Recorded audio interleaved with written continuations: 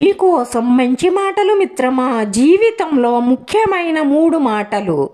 ఈ ప్రపంచంలోనే ఈ 3 విషయాలు ఎవ్వరి కోసమో ఆగవు. సమయం, విధి, మరణం.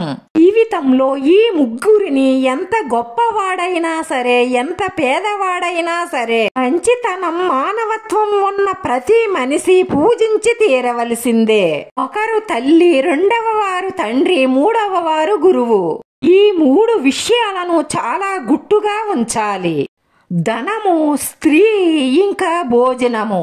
ఈ 3టిని రక్షించుకొనుటకు ప్రయత్నించాలి. చెడు స్నేహాలు, స్వార్థము, విమర్శ. ఈ 3టిని ఎవ్వరూ దొంగిలించలేరు. తెలివితేటలు, నైపుణ్యం, చరిత్ర. ఈ 3టి పట్ల ఎప్పుడూ జాగ్రత్తగా ఉండాలి. కామము, క్రోధము, మదం. ఈ 3 విషయాలను ఎప్పటికీ మరువకూడదు. రుణము, బాధ్యత, వ్యాధి. ఈ 3 విషయాలపైన మనసు పెడితే తప్పకుండా విజయాలను సాధిస్తారు. భగవంతుడు, విద్య, శ్రద్ధ. ఇప్పుడు దయ చూపించవలసిన వారు పిల్లలు, ఆకలితో ఉన్నవారు, ముసలివారు. గుర్తుంచుకోండి, పేరు అసలు పేరంటే ఏమిటి? దానికి చెప్పాలంటే చాలా కష్టమే. ఈ సృష్టిలో ప్రతి ఒక్కదానికి, అంటే వ్యక్తికి, ఊరుకి, వస్తువుకి, స్థానానికి, సాంప్రదాయానికి, కులగోత్రాలకు ప్రతి ఒక్కదానికి పేరుంటుంది. కానీ ఆ పేరు మాత్రమే వాటికి సరిపోతుందా? అసలు కాదు. కొన్ని పేర్లు జన్మతహా వస్తాయి. కృష్ణుడు పేరు ఉంది, కృష్ణ అని పెట్టారు. యశోదమ్మ ఎంతో ప్రేమతో కన్నయ్య అని పిలిచేది. కృష్ణుడు గోవర్ధనగిరి ఎత్తినప్పుడు అందరూ గోవింద గోవింద అని పిలిచారు. అలాగే కృష్ణుడు కంసుడిని సంహరించినప్పుడు అప్పుడు అందరూ కృష్ణుణ్ణి కంసారి అని పిలిచారు. అలాగే కృష్ణుడు గీత బోధన చేసినప్పుడు అందరూ కృష్ణుణ్ణి యోగీశ్వర అని పిలిచారు. ఇలా కొన్ని పేర్లు జన్మతహా వస్తాయి. ఇక కొన్ని పేర్లైతే వాళ్ళు చేసిన కర్మ వల్ల వస్తాయి. జన్మతహా వచ్చిన పేర్లు మృత్యువుతో పాటే వెళ్లిపోతాయి. కానీ కర్మ వల్ల వచ్చిన పేర్లు మరణం తరువాత కూడా ఉండిపోతాయి. కాబట్టి ఎవ్వరూ కూడా పేరు మాయలో పడిపోకండి. మీ కర్మలను చేస్తూ ఉండండి. మీ మనసు ఆనందంగా ఉంటుంది. ఎవరికి ఎన్ని ఆస్తులు ఉన్నా మనం పోయాక మిగిలేది మనం తెచ్చుకున్న మంచి పేరు, ప్రతిష్టలు మాత్రమే. మనకున్నంతలో మనకున్న ఈ చిన్న జీవితాన్ని చాలా సంతోషంగా, ఆనందంగా బ్రతకొచ్చు. కానీ చాలా మంది అలా బ్రతకడం లేదు. తోటి వారితో పోల్చుకొని వాళ్ళకన్ని నగలున్నాయి, వీళ్ళకిన్ని షేర్లున్నాయి, వాళ్ళకన్ని అంతస్తులున్నాయని, వాళ్ళు అంత గొప్పగా బ్రతుకుతున్నారని వాళ్ళతో పోల్చుకోవడం ఎప్పుడైతే మొదలు పెడతామో ఇప్పుడు అప్పు చెయ్యడం మొదలు పెడతారు. దాంతోనే మీకు ముప్పు రావడం మొదలవుతుంది. మనకెంత ఉంటే అంతలోనే బ్రతకడం నేర్చుకుంటే, ఎవరికైనా ఏదైనా పెట్టవలసి వస్తే పరువు అంటూ ప్రాకులాడకుండా మీకెంత కలిగి ఉంటే అంతే పెట్టండి. గొప్పలకు పోతే తప్పకుండా అప్పులే అవుతాయి. ఇక మీరు చేసిన అప్పులను ఇతరులు ఎప్పుడూ పట్టించుకోరు. ఇతరులు మీ అప్పులను ఎప్పుడూ తీర్చరు. ఇక ఆ ఇతరుల కోసం మీరు ఎందుకని అప్పుల పాలవ్వాలి? ఒక్కసారి ఆలోచించండి. మీ బ్రతుకునంతా గందరగోళంగా మార్చుకోకండి.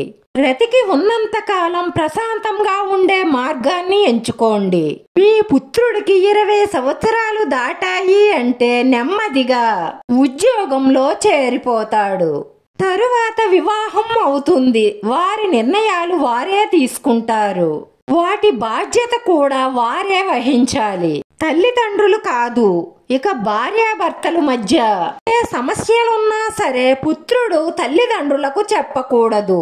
వారిని ఎప్పుడూ మధ్యలోకి తీసుకురాకూడదు. అలాగే భార్య కూడా.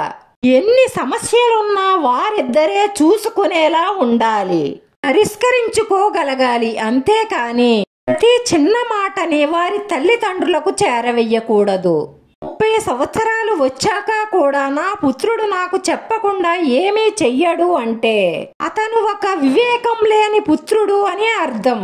ఎందుకంటే కొన్ని విషయాలను, కొన్ని పనులను భార్యకు మాత్రమే చెప్పి చెయ్యవలసి ఉంటుంది. కొందరు అత్తగారులు ఇలా అంటూ ఉంటారు, ఇప్పుడు ఏ విషయం నా కొడుకు నాకు చెప్పట్లేదు, పెళ్లి కాకముందు బాగానే ఉన్నాడు, వివాహం అయిన తరువాతే మొత్తంగా ఇలా మారిపోయాడు, దీనంతటికీ కారణం నా కోడలే అని అంటూ ఉంటారు. అటువంటి అత్తగారులు గుర్తు పెట్టుకోవలసిన విషయం ఏమిటంటే, ఈ కుమారుడి జీవితంలోకి పెళ్లి అనే పెద్ద విషయాన్ని తీసుకువచ్చిన తరువాత ఇక ఇటువంటి మార్పుకు కూడా మీరు సిద్ధంగా ఉండవలసి ఉంటుంది, ఉండి తీరాలి కూడా. పుత్రుడు మారతాడు, ఎందుకంటే పెళ్లికి ముందు ఉన్నట్లే తరువాత కూడా ఉండాలి అంటే ఇక అది ఎవరికీ సాధ్యం కాదు. వివాహం తరువాత వారికి చాలా బాధ్యతలుంటాయి, అలాగే చాలా సమస్యలుంటాయి. ఇక వాటిని కేవలం భార్యతోనే చర్చించాలి, వారిద్దరే ఆలోచించుకొని పరిష్కరించుకోవాలి.